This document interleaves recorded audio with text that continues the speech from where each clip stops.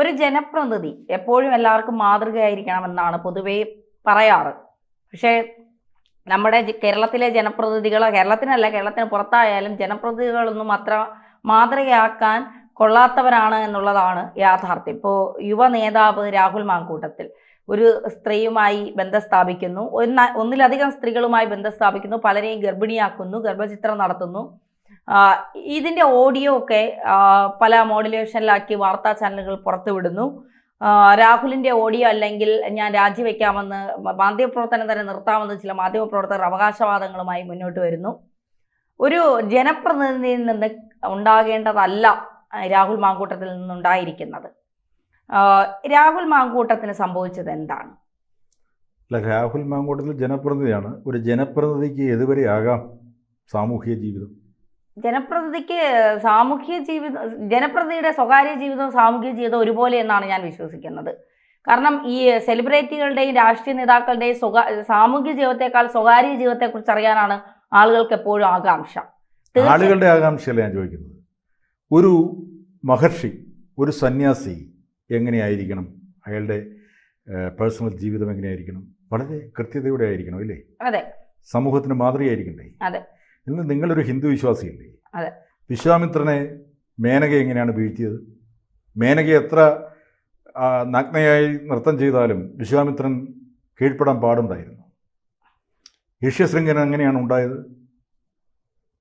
അറിയില്ലേ ആ കഥ? അത് മിത്താണ്, അല്ലെങ്കിൽ ഹിന്ദു വിശ്വാസികൾ അത് പാലിക്കുക അല്ലെങ്കിൽ വിശ്വസിക്കുന്നുണ്ട്, ഇതൊക്കെ കിടക്കട്ടെ. ഞാൻ ചോദിക്കുന്നത്, രാഹുൽ മാങ്കൂട്ടത്തിൽ ജനപ്രതിനിധിയാണ്, സമ്മതിച്ചു. അതുകൊണ്ട് അയാളുടെ സ്വകാര്യ ജീവിതത്തിലേക്ക് എന്തിനൊളിഞ്ഞു നോക്കണം? അയാൾക്ക് ഒരുപാട് പെൺകുട്ടികളുമായി വഴിവിട്ട ബന്ധമുണ്ടാവാം. അയാൾ ഒരു പൊതുപ്രവർത്തകൻ എന്ന നിലയ്ക്ക് ഈ സമൂഹത്തിൽ അഴിമതി നടത്തിയിട്ടുണ്ടോ?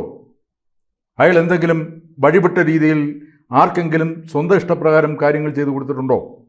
തൻ്റെ രാഷ്ട്രീയ ബന്ധങ്ങൾ ഉപയോഗിച്ച് വഴിവിട്ട കാര്യങ്ങൾ ചെയ്തിട്ടുണ്ടോ? അതാണ് ശ്രദ്ധിക്കേണ്ടത്, അതാണ് നോക്കേണ്ടത്. ഇനി അല്ല, സാർ പറയുന്നതിനോട് ഞാൻ യോജിക്കുന്നു. അഴിമതി നടത്തിയിട്ടില്ല, അയാൾ മറ്റാരെയും വഴിവിട്ട രീതിയിൽ സഹായിച്ചില്ല, പിൻവാതിൽ നിയമനം നടത്തിയിട്ടില്ല, അയാൾ എല്ലാത്തിലും ഓക്കെയാണ്. പക്ഷേ സ്വകാര്യ ജീവിതത്തിൽ പാലിക്കേണ്ട കുറേ കാര്യങ്ങളില്ലേ? സ്വകാര്യ ജീവിതത്തിൽ അയാൾക്ക് പല സ്ത്രീകളുമായി ഉപയോഗിച്ച സമ്മതപ്രകാരം ബന്ധപ്പെടാം, അതിലൊരു തെറ്റുമില്ല, അതിലാരും കുറ്റം പറയുന്നില്ല. പരാതിയുമായി അല്ലെങ്കിൽ ഓഡിയോകളുമായി വരുമ്പോഴാണ് പ്രശ്നമാകുന്നത്. ആരാ പരാതിപ്പെട്ടത്? അതാർക്കും അറിയില്ല, അതിപ്പോഴും അജ്ഞാതം. അവിടെയല്ലേ ചോദ്യം. ധന്യ, പരാതിപ്പെടാൻ ഒരാളുണ്ടായിട്ടില്ല. വടക്കംപറവൂരിന്ന് പേര് പറയാതെ ആൾ വന്നു, ആരാണ് പ്രതി എന്ന് പറയാതെ ചില സൂചകങ്ങൾ തന്നുകൊണ്ട് ചില കാര്യങ്ങൾ പറഞ്ഞു. പക്ഷേ ഇവിടെ മീഡിയ അത് രാഹുൽ മാങ്കൂട്ടമാണെന്ന് തന്നെ ധരിച്ചു, അതിന് മറുപടികൾ പറഞ്ഞു. അവരെന്തുകൊണ്ടാണ് പേര് പറയാതിരുന്നത്? ഒരു രാഷ്ട്രീയ യുവ നേതാവെന്ന് പറഞ്ഞത് എന്തുകൊണ്ടാണ്? 3.5 വർഷം മുമ്പ് ഒരു ചാറ്റ്, ഒരു അശ്ലീല ചാറ്റ് അയച്ചു എന്നാണ് പറയുന്നത്, ഒരു മെസ്സേജ് അയച്ചു എന്നാണ് പറയുന്നത്. ആ പെൺകുട്ടി പിതൃതുല്യം സ്നേഹിക്കുന്ന നമ്മുടെ പ്രതിപക്ഷ നേതാവ് ആ 3.5 വർഷം മുമ്പ് ആ പ്രതിപക്ഷ നേതാവിനോട് ഈ പെൺകുട്ടി ആരോപണം ഉന്നയിച്ചപ്പോൾ അല്ലെങ്കിൽ ഈ പരാതി പറഞ്ഞപ്പോൾ പ്രതിപക്ഷ നേതാവ് അന്ന് തന്നെ വാൺ ചെയ്തു. രാഹുൽ മാങ്കൂട്ടത്തിൽ അന്നുകൊണ്ട് അവസാനിപ്പിച്ചു എന്നാണ് ഇന്നലെ വി ഡി സതീശൻ പറഞ്ഞത്. ഏത്? ആ കുട്ടിയോടുള്ള സമീപനം അല്ലെങ്കിൽ മെസ്സേജ് അയക്കൽ അന്ന് അവസാനിപ്പിച്ചു എന്ന് പറയുന്നു. പിന്നെ ഒരു ട്രാൻസ്ജെൻഡർ വരുന്നു, ആ ട്രാൻസ്ജെൻഡറിൻ്റെ മെസ്സേജ് മീഡിയയിലൂടെ കേൾപ്പിച്ചതല്ലേ രാഹുൽ? അവർ പറയുന്നു മറുപടി നൽകിയിട്ടുണ്ട്, പിന്നെ ടെലിഗ്രാം ചാറ്റ് പുറത്തുവിടട്ടെ എന്ന്. അതെ, ആര്? അവന്തിക. എന്നാ പിന്നെ അവന്തികയ്ക്ക് വിട്ടുകൂടെ? അത് പറയുന്നു വാണിഷിംഗ് മോഡിലിട്ടിരുന്നു, അതുകൊണ്ട് ഇല്ലെന്ന്. ശുദ്ധ കള്ളമാണ്, പച്ചക്കള്ളമാണ്. ഞാൻ ഇപ്പോൾ രാഹുൽ മാങ്കൂട്ടത്തിൽ മാധ്യമങ്ങളോട് പറഞ്ഞെന്താണ്? എൻ്റെ സുഹൃത്താണ് അവന്തിക, എന്തുകൊണ്ടിങ്ങനെ പറയുന്നു എന്ന് എനിക്കറിയില്ല. ഞാൻ പറയുന്നത് ഇത് നേരത്തെ പ്ലാൻ ചെയ്തു വെച്ച ഒരു തിരക്കഥയാണ്. ആദ്യം റെനി ആൻഡ് ജോർജ് എന്ന് പറയുന്ന പെൺകുട്ടി വരുന്നു, പേര് പറയാതെ ഞാൻ പറയുന്നു. 2 ദിവസം കഴിയുമ്പോൾ ട്രാൻസ്ജെൻഡർ വരുന്നു. 3-ാം ദിവസം ഗർഭിണിയാണെന്ന് പറയുന്ന വോയിസ് മെസ്സേജ് വരുന്നു. ആരാണ് ആ വോയിസ് മെസ്സേജ് പുറത്തുവിട്ടത്? ഗർഭിണിയായ പെൺകുട്ടിയാണ്. ആ പെൺകുട്ടി പറയുന്നുണ്ടല്ലോ, ആള് രംഗത്ത് വരുന്നില്ല, ബിഹൈൻഡ് ദ സ്ക്രീനാണ്. ആ പെൺകുട്ടി പറയുന്നുണ്ടല്ലോ, ഞാൻ അങ്ങനെ ഓഡിയോ ക്ലിപ്പ് പുറത്തു വിട്ടിട്ടില്ല. പിന്നെ ആരാണ് ഈ ഓഡിയോ ക്ലിപ്പ് പുറത്തുവിട്ടത്? എന്ത് കാര്യത്തിന് വേണ്ടി?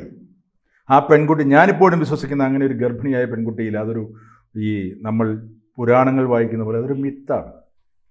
ഇയാളെ തകർക്കാൻ വേണ്ടി, ഈ ചെറുപ്പക്കാരൻ്റെ ഭാവി കളയാൻ വേണ്ടി ഉണ്ടാക്കിയെടുത്തൊരു വോയിസ് മെസ്സേജ് തന്നെയാണ്. അല്ലെങ്കിൽ അന്തസ്സുണ്ടെങ്കിൽ, നട്ടല്ലുണ്ടെങ്കിൽ ആ പെൺകുട്ടി രംഗത്തേക്ക് വരട്ടെ.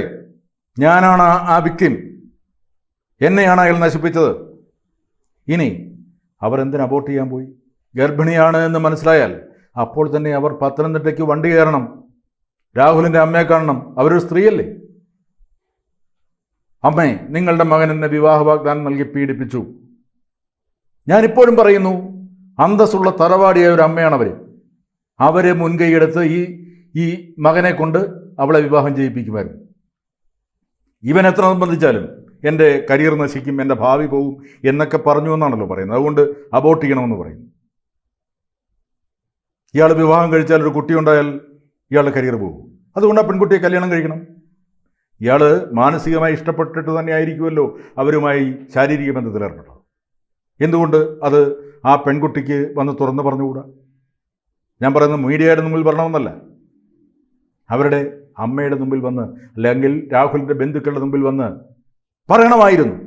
അതൊന്നുമില്ലാതെ അയാളുടെ കരിയർ നശിപ്പിക്കാൻ വേണ്ടി മീഡിയയുടെ മുമ്പിൽ വന്ന്, അല്ലെങ്കിൽ ആർക്കെങ്കിലും ആ വോയിസ് ക്ലിപ്പ് കൊടുത്തിട്ട് അത് പുറത്ത് വിടുന്നത് ഇത് പ്ലാൻ ചെയ്തുണ്ടാക്കിയ തിരക്കഥയുടെ ഭാഗം തന്നെയാണ്. അല്ല, ഇപ്പോൾ ആ പെൺകുട്ടി പറയുന്നത് ഞാൻ ഗർഭിണി അല്ലായിരുന്നു, എൻ്റെ കയ്യിൽ നിന്ന് ആ വോയിസ് ആരോ ഞാൻ ആർക്കോ അയച്ചു കൊടുത്ത് അവരത് പുറത്ത് വിട്ടതാണ്, എനിക്ക് ഇത് വോയിസുമായി ഒരു ബന്ധവുമില്ല എന്ന് പറയുന്നുണ്ട്. എങ്കിൽ ആ വോയിസ് പുറത്തുവിട്ട ചാനൽ അടക്കം ഇതിൽ പ്രതികളല്ലേ? ഒരു യുവ നേതാവിന്റെ രാഷ്ട്രീയ ജീവിതം തകർക്കാനായി ചിലർ ഗൂഢാലോചന നടത്തില്ല, ആ ചാനലിന് പങ്കില്ലേ? ഇപ്പൊ തന്നെ പറയുന്ന ആ പെൺകുട്ടി പറഞ്ഞു ഞാൻ ഗർഭിണി അല്ലായിരുന്നു എന്ന് പറഞ്ഞതാണ്. ഗർഭിണി അല്ലെങ്കിൽ പിന്നെ ഗർഭമുണ്ടെന്ന് പറഞ്ഞ് എന്തിനാണ് രാഹുലിനെ ഫോൺ ചെയ്തത്? ഞാൻ പറഞ്ഞതല്ല, ഇതിപ്പോ പല ചാനലുകളും പറയുന്നതാണ്. അതാ ഞാൻ പറഞ്ഞത്. ചാനലുകൾ പറയുന്ന, ആദ്യം ഏഷ്യാനെറ്റിലെ അവതാരികയാണെന്ന് പറഞ്ഞു.